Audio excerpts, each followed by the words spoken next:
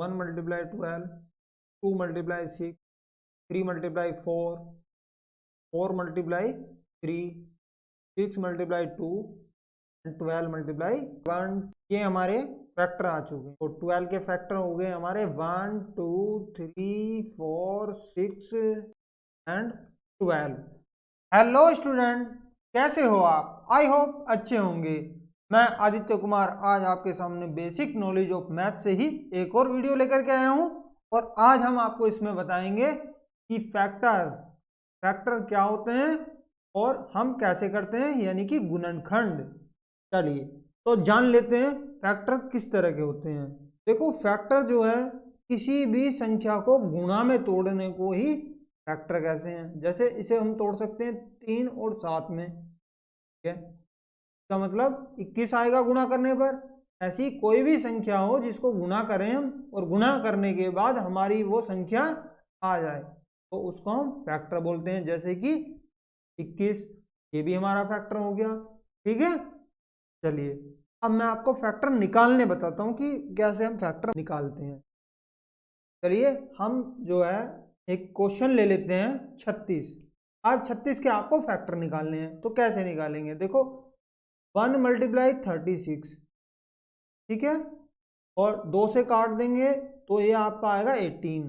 देखो हमारा आना चाहिए ये 36 और ये भी 36। अब 2 के बाद हमारा आएगा 3, तो 3 से भी कट जाएगा ये आएगा हमारा 12, तो ये भी 36 आ रहा है, ठीक है। फिर 4 से काटेंगे तो 4 नीम 36, 5 से नहीं कटेगा पूरा पूरा, 6 से कट जाएगा तो 6 छिंग 36, ठीक है। 7 से नहीं कटेगा, 8 से नहीं कटेगा, अब ये कटेगा 9 से, तो आप इसे 9 से काट दीजिएगा। 9 चौक 36, ठीक है। 9 के बाद 10, 11, फिर कटेगा ये 12 से, 12 तिया 36, और फिर आपको इसे काटना है 18 से, फिर कटेगा डायरेक्टली 18 से, 18 दूनी 30, एंड देन लास्ट में ये कटेगा अब 36 से, तो ये आ जाएगा हमारा 36। तो देखो 36 के जो फैक्टर आए हैं, 36 के फैक्टर आए हैं हमारे ये क्या, 1, 2, 3, 4, 6, 9, 12, 18 एंड 36।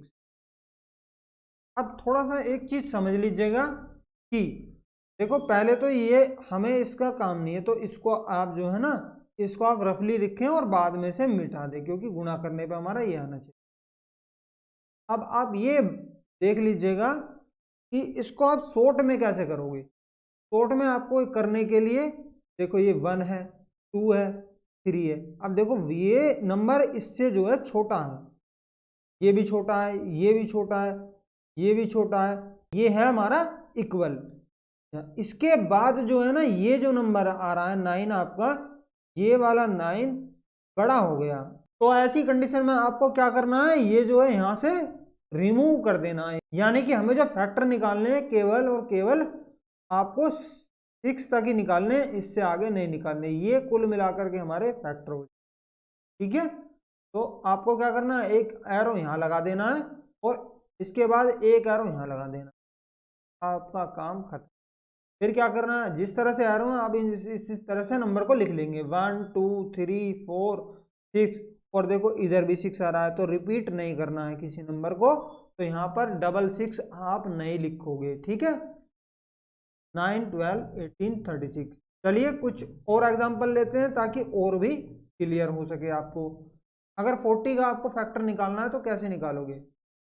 1 मल्टीप्लाई 40, 2 से कट जाएगा, 20 आएगा, 3 से नहीं कटेगा, 4 से कट जाएगा, ये आपका आएगा 10। ये आ जाएगा 5 मल्टीप्लाई 8, 5 के बाद आएगा 6, 6 से नहीं कट रहा, 7 से नहीं कट रहा और 8 से कट रहा है। लेकिन जब हम 8 से काटेंगे तो ये हमारा ये कुछ इस तरह से आएगा, जो कि हमें लिखना नहीं है क्योंकि ये नंबर बड़ा हो जाएगा। तो आपको यहीं पे एरो लगाना है बस।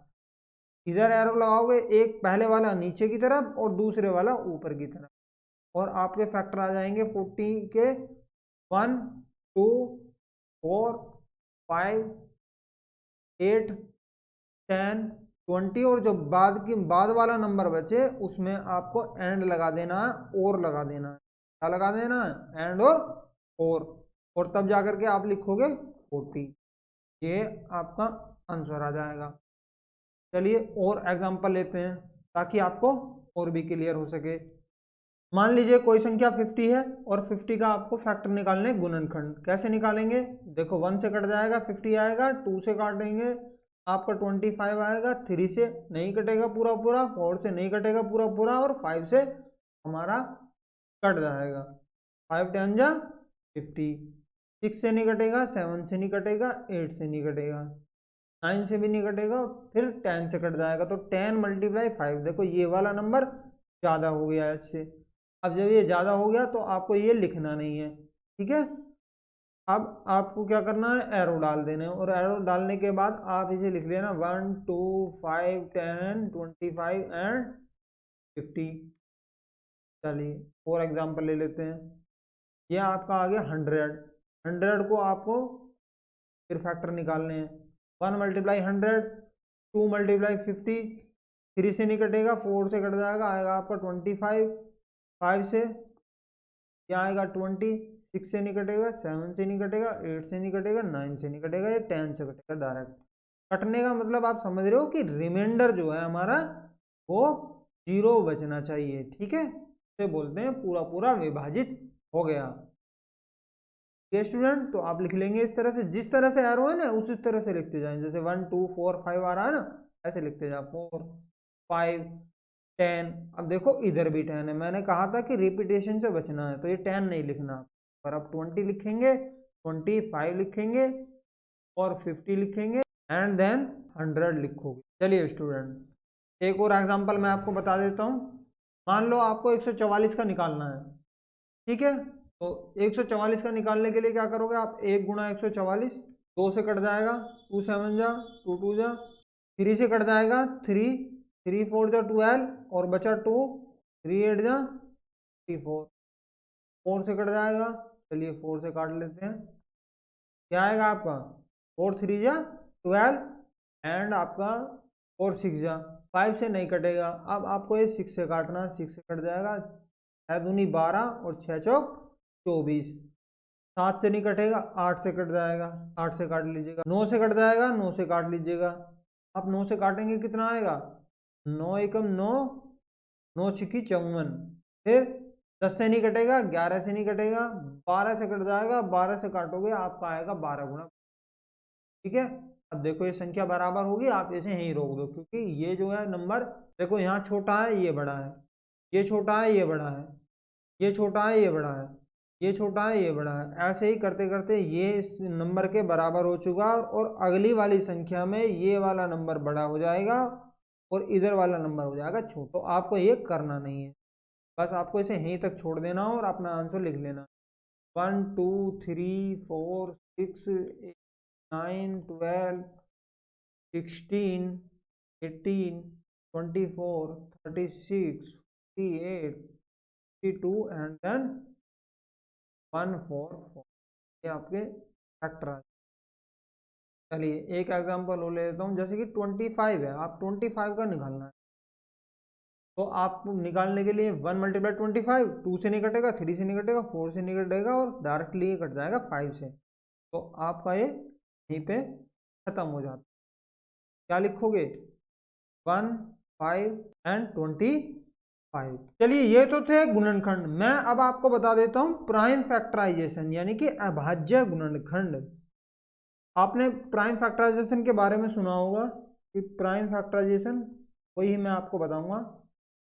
प्राइम फैक्टराइजेशन क्या होता है, यानी कि अभाज्य गुणनखंड। देखो आपने ये देखा होगा इस तरह से कोई स्ट्रक्चर, जैसे कि अभी हमने हाल ही में 25 का किया है, तो 25 का निकालने के लिए क्या नहीं करेंगे? देखो 1 से काटेंगे नहीं कटेगा, 2 से काटेंगे नहीं कटेगा, 3 से 4 से, ये डायरेक्टली कटेगा 5 से।